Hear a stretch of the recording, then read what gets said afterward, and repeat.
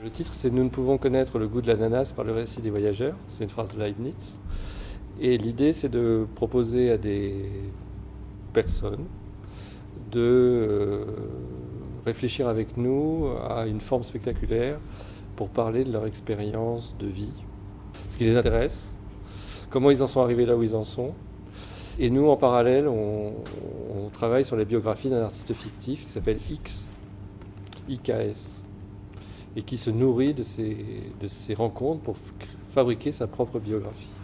Il n'y a pas vraiment de point commun entre les différentes personnes, si ce n'est qu'à chaque fois, c'est une expérience particulière à travers laquelle on évoque, on revisite des courants de pensée ou des événements qui les ont marqués eux.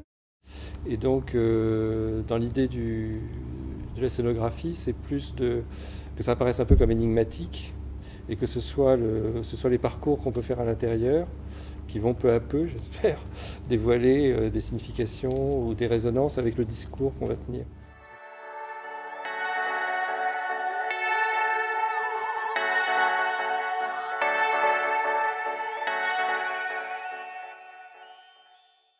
Alors, je pense que le travail qui est concerné par cette 5e tranche, c'est tout le travail que j'ai fait depuis 20-25 ans avec les scientifiques qui travaillent avec des animaux. C'est comme ça que j'ai commencé mes recherches. Et j'ai remarqué qu'en fait, en quelques années, le discours sur les animaux, à la fois le discours scientifique, ce qu'on disait des animaux, la manière de les interroger, les compétences qu'on leur reconnaissait, avait terriblement changé, que le mouvement s'accélérait.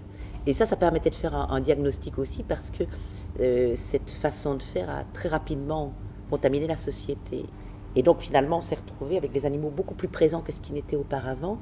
Et c'est donc, il y a quelque chose qui se passe dans notre société par rapport à eux, qui m'intéresse beaucoup, dans la mesure où ce sont à la fois des problèmes scientifiques, mais ce sont des problèmes de société, ce sont des problèmes qui affectent aussi le monde des arts. Il y a une quantité d'artistes maintenant qui commencent à travailler avec les animaux et dont le travail est changé par cette rencontre.